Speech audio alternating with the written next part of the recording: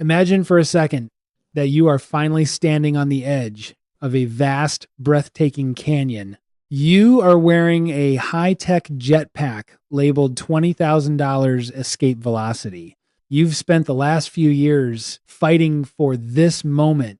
You've followed the rules, you've plugged the leaks, you've stopped the subscription serfdom, and you've finally restored the 13 IQ points that financial stress once stole from you. You feel sharp, you feel ready. You ignite the engines, expecting to soar into the stratosphere of the top 1%. But instead of a clean takeoff, you are jerked back violently. Your face hits the dirt. You look down at your waist and realize you aren't free at all. You are tied to the ground by 1,000 invisible high-tensile threads. Each thread leads back to something you own. One is tied to that $4,000 leather sectional sofa that's too heavy to move. Another is tied to the box of high-end kitchen appliances you used once and then stored in the pantry. Hundreds more lead back to the closets full of clothes with the tag still attached, the basement full of hobbies you haven't touched in years, and the garage filled with a car that requires a subscription just to maintain its resale value. This is the cognitive anchor. It is the final, most deceptive layer of the poverty trap. In our previous deep dives, we learned how to manage the numbers in your bank account and the systems in your digital life. But today, we have to talk about the physical weight of your reality, because even with $20,000 in the bank, the system has realized that if it can't keep you broke by stealing your money, it will keep you trapped by burying you in atoms. Today, I am going to show you why your possessions are physically sabotaging the IQ we worked so hard to restore. I'm going to introduce you to Alex, who has the money but is too heavy to move. And I'm going to give you the asset velocity framework, the only metric that matters if you want to stay sovereign in a world that is accelerating every single day. Most people believe that once they buy an object and pay it off, the cost drops to zero. They think of ownership as a one-time transaction. But your brain doesn't work that way. Every physical object in your environment is a background program running on your brain's CPU. Think about your visual field. Right now, as you look around your room, your brain's saliency network is constantly scanning. It isn't just seeing objects, it's calculating their state. It sees the dust on the shelf and creates a micro task. I should clean that. It sees the slightly loose handle on a drawer and creates a micro anxiety. I need to fix that. It sees the pile of paperwork you haven't filed and triggers a micro guilt. I'm falling behind. Neuroscientists call this visual noise. Research from the Princeton University Neuroscience Institute has shown that a cluttered environment significantly restricts your brain's processing capacity. When your space is filled with things you don't use, need, or even like, your brain is forced to spend a massive amount of energy simply filtering out the junk so you can focus on the task at hand. This constant filtering raises your baseline levels of cortisol. You might not feel stressed in the traditional sense, but your body is in a state of low-grade biological agitation. This agitation puts your brain back into scarcity mode. Remember those 13 IQ points we talked about? They don't just disappear because you're worried about rent. They also disappear when your brain is overwhelmed by the sheer volume of stuff it has to manage. If you have 1,000 items in your home, you have 1,000 tiny threads pulling on your attention. You aren't an owner. You are a caretaker for a museum of your past mistakes.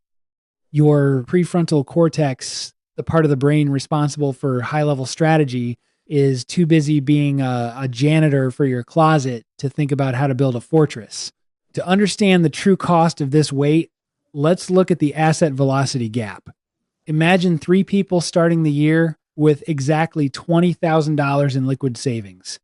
Alex is a classic high earner who finally got his finances in order. He makes $180,000 a year.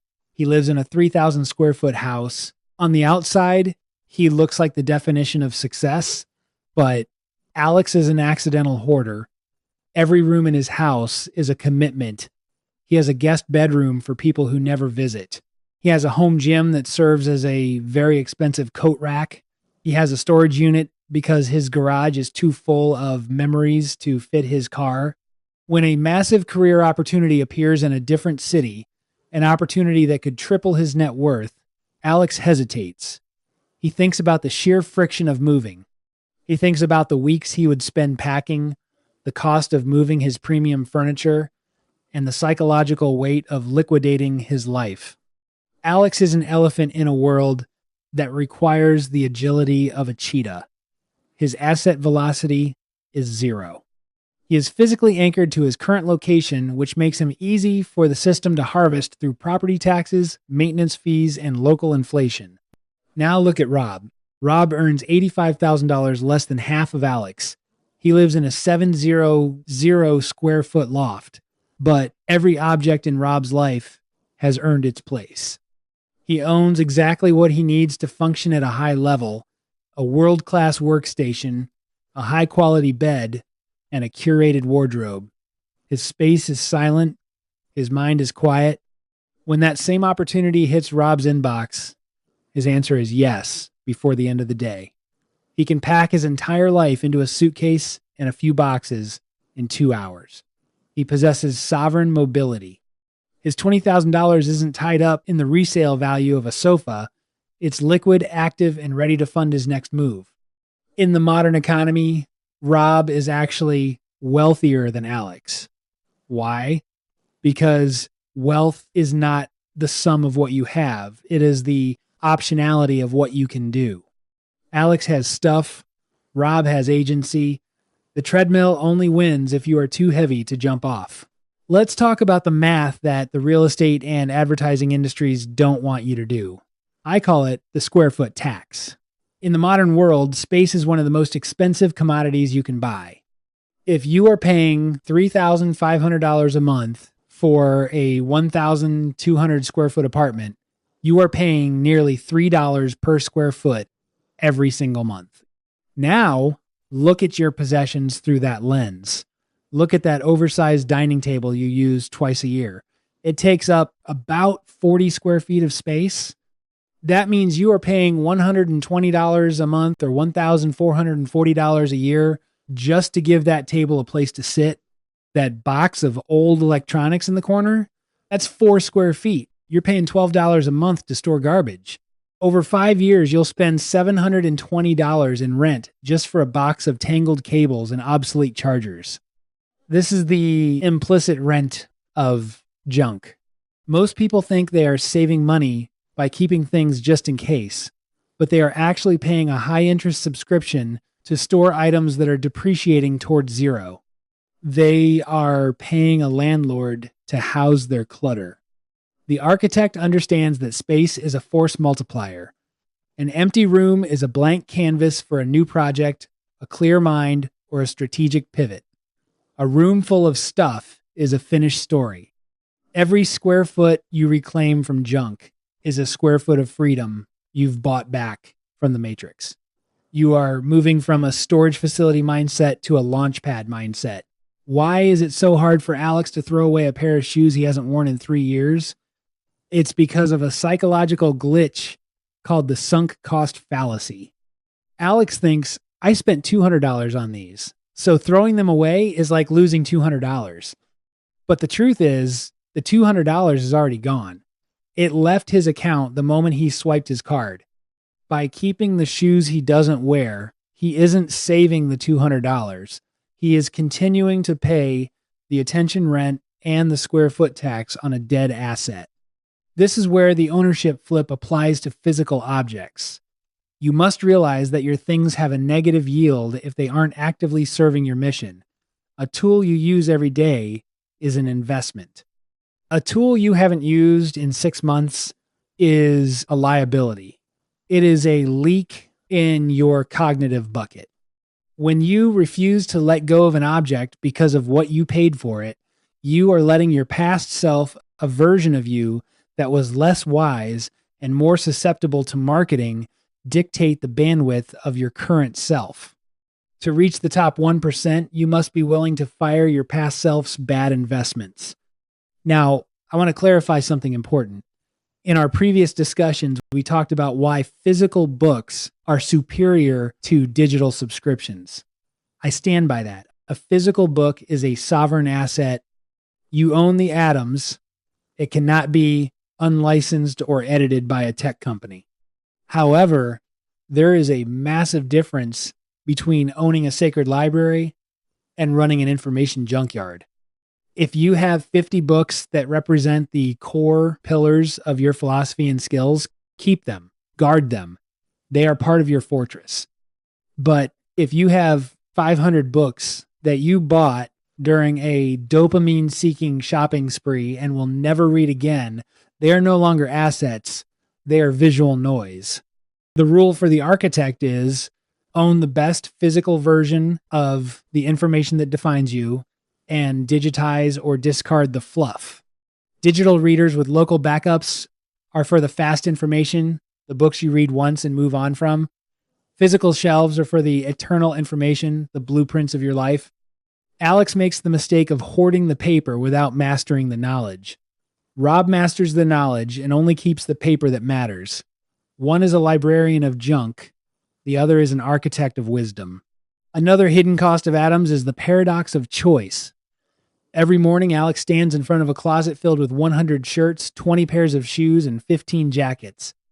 He thinks he has freedom, but research by psychologist Barry Schwartz shows that having too many options actually leads to decision paralysis and increased anxiety. Alex spends 15 minutes every morning deciding what to wear. He is burning his highest quality willpower battery on a trivial task. By the time Alex sits down to work on his business, his brain is already slightly depleted. He has paid a choice tax before his day even started. Rob has a uniform. He owns 5 high-quality versions of the same outfit. He wakes up and puts on his clothes in 30 seconds without a single thought. He saves his cognitive bandwidth for the decisions that actually move the needle. The system wants you to have 1,000 choices because choices require attention, and attention is what they harvest. To win, you must minimize the trivial to maximize the vital. You must create a default lifestyle that requires zero maintenance energy. Ownership is a debt to the future. When you buy a high maintenance asset, like a luxury car or a complex smart home system, you are signing a contract to spend your future time and energy. Every object requires a cycle: research, purchase, setup, cleaning, repair, insurance, and disposal. If you own 1,000 items and each requires just 30 minutes of your total life energy per year to manage, that's 500 hours. That's 3 months of full-time work just to maintain your stuff. You are working a second job for your junk and you aren't even getting paid. You are paying the system for the privilege of being its janitor. This is the maintenance trap. The system sells you convenience in the purchase, but hides the friction in the maintenance. Alex is conveniently buried in tasks. Rob chooses productive friction. He owns things that are simple, durable, and require near zero attention. He would rather spend his 500 hours building a new income stream than polishing a dashboard. If you are ready to cut the threads and unlock your escape velocity, you must execute a velocity purge. This is not a garage sale. This is a strategic evacuation of the matrix. To do this, we use the 3 rules of the architect. Rule 1, the 9-0 day ghost. Look at any item in your home. If you haven't touched it, used it, or received genuine utility from it in the last 90 days, it is no longer an asset. It is a ghost. It is haunting your attention and taking up your square footage. Sell it, donate it, or discard it. Reclaim the bandwidth. There is no just in case in the architect's vocabulary. There is only now and never. Rule 2, the replacement cost versus attention cost. If an item costs less than $100 to replace, but takes you 1 hour of cleaning, organizing, or worrying per year, it is a net loss. If your time is worth $100 an hour, you are paying a 100% annual tax to keep that item. It is mathematically superior to throw it away today and buy it again in 3 years if a true need arises. Stop valuing the object more than your own biological hours. Rule 3, the 1 in, 3 out protocol. For every new physical object that enters your fortress, 3 must leave. This creates a deflationary pressure on your physical life. It stops the slow creep of possessions that Alex suffers from. This forces your brain to perform a brutal cost-benefit analysis on every new atom you bring into your field. It ensures your jetpack stays light and your engines stay efficient. When you follow these rules and clear your physical space, something miraculous happens to your biology. Your brain's default mode network, the part that ruminates and worries, quiets down. Your task positive network, the part that solves problems and takes over. The background noise of your environment drops to 0. Your heart rate variability improves. For the first time, your prefrontal cortex isn't busy being a janitor for your junk. It can finally return to its role as the CEO of your life. This is the point where you truly recover those 13 IQ points. You will find that you can solve complex problems in half the time. You will find that your creativity explodes because your brain has the white space it needs to connect new ideas. You will stop being a soft target for the system's ads because you no longer have a physical void in your life that needs to be filled with more stuff. Clarity is a competitive advantage.